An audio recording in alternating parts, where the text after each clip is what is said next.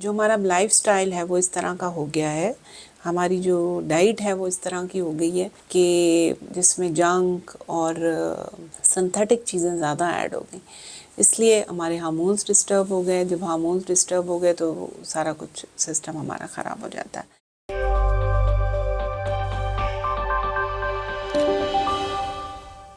बिस्मिल्लाहिर्रहमानिर्रहीम।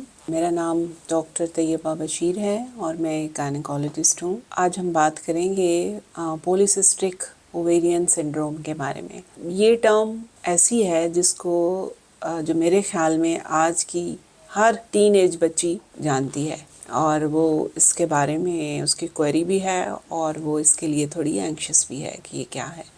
और हर बच्ची को लग रहा है कि कहीं उसको ये तो नहीं है। टीनेज से लेके अराउंड 30 तक की जो ख़वातीन हैं वो सब आती हैं, इसके बारे में पूछती, उन्हें कोई भी मसला हो तो वो कहती हैं कि जी कहीं हमें PCOS तो नहीं है। और उनकी माएँ भी इस बारे में बड़ी कंसर्न्ड होती हैं। इसकी शायद थोड़ी सी अवेयरनेस हो गई, इसलिए शायद लोग इस नाम से वाकिफ़ हो गए और वो हर चीज़ को इसमें फ़िट करने लग गए। तो कॉमन है ये, और शायद पहले भी कॉमन होगा लेकिन इतनी अवेयरनेस नहीं थी, इसलिए हर एक को इसका नाम नहीं पता था, हर एक इसके लिए एंग्शियस नहीं था। क्या है ये एक्चुअली इसको अगर देखा जाए तो ये एक हार्मोनल इम्बैलेंस है। इसमें क्या होता है, इसमें ये होता है कि इंसुलिन की रेजिस्टेंस बॉडी में बढ़ जाती है, तो बॉडी में इंसुलिन लेवल बढ़ जाता है, वो कंज्यूम नहीं होता और इसकी वजह से इसमें एंड्रोजन्स बढ़ जाते हैं, यानी टेस्टोस्टेरोन जो मेल हार्मोन्स हैं वो थोड़े से फीमेल में बढ़ जाते हैं और एक और हार्मोन है ल्यूटिनाइजिंग हार्मोन, वो बढ़ जाता है जिसकी वजह से ओवरीज सही फंक्शन नहीं करती और इसकी वजह से पीरियड्स इरेगुलर हो जाते हैं और एक्नी हो जाती है फेस पे और बाकी बॉडी पे, बाल वगैरह बढ़ जाते हैं। अब हम बात करेंगे कि इसकी एक्चुअली ये कि क्यों ये इतना कॉमन हो गया और इसकी क्या कॉजेज़ हैं। कॉजेज़ तो इसकी ये हैं कि जो समझ आती है कि एक तो ये फैमिलियल है, यानी फैमिलीज़ में रन करता है। अगर मदर को है तो बेटी को भी होता है, बहन को है तो छोटी बहन को भी है। दूसरा ये है कि जो हमारा लाइफस्टाइल है वो इस तरह का हो गया है, हमारी जो डाइट है वो इस तरह की हो गई है कि जिसमें जंक और सिंथेटिक चीज़ें ज़्यादा ऐड हो गई, इसलिए हमारे हार्मोन्स डिस्टर्ब हो गए। जब हार्मोन्स डिस्टर्ब हो गए तो सारा कुछ सिस्टम हमारा ख़राब हो जाता है और हार्मोन्स डिस्टर्ब होने की वजह से ओबेसिटी हो जाती है, वेट गेन बहुत हो जाता है, बॉडी में फ़ैट्स बहुत ज़्यादा बढ़ जाते हैं और ओबेसिटी भी PCOS करता है और PCOS भी ओबेसिटी करती है। They are inter related with each other, एक दूसरे के साथ रिलेटेड है, एक की वजह से दूसरा है, दूसरे की वजह से पहला है।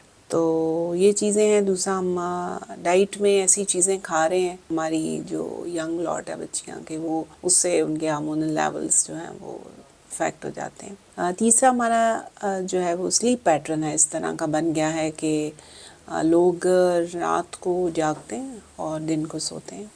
लेकिन अल्लाह का जो बनाया हुआ निज़ाम है वो हमारी बॉडी के हिसाब से है। कुछ हार्मोन्स हमारे सुबह रिलीज़ होते हैं, कुछ रात रिलीज़ होते हैं, लेकिन जब हम उनके अगेंस्ट चलते हैं, अपनी मर्ज़ी से हम अपने रात और दिन को हमने फ़र्क कर लिया, तो वो फिर मैच नहीं करते और उससे प्रॉब्लम्स होती हैं। तो उससे ये PCOS में भी इफ़ेक्ट है बहुत ज़्यादा। तो उसके लिए यही है कि इसकी रेमेडी तो यही हो सकती है कि हम अपनी लाइफ़स्टाइल को नॉर्मल लाइफ़स्टाइल की फॉर्म में लेके आएँ, अपनी डाइट को एक सिंपल और फ्रेश होममेड डाइट पे आ जाएं, तो हमारे लिए चीज़ें बेहतर हो जाएंगी। और एक बड़ी इम्पॉर्टेंट बात इसमें वेट रिडक्शन है कि वेट हम रिड्यूस करें। रिड्यूस हम तब करें जब बढ़ जाता है, तो मैं तो कहती हूँ कि आप बढ़ने ही ना दें, तो फिर रिड्यूस करना नहीं पड़ेगा, तो चीज़ें इतनी ख़राब नहीं होती।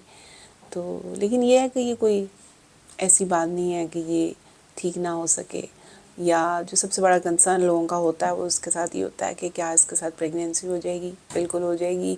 बहुत से लोग ऐसे होते हैं जिनकी ओवरीज बिल्कुल पॉलीसिस्टिक होती हैं, उनके 6 बच्चे होते हैं और कभी किसी ने उन्हें बताया भी नहीं होता। तो ऐसा कुछ नहीं है, तो ये हो जाती है, बस थोड़ा सा अपने आप को उसके हिसाब से करना पड़ता है, उसके हिसाब से चलना पड़ता है।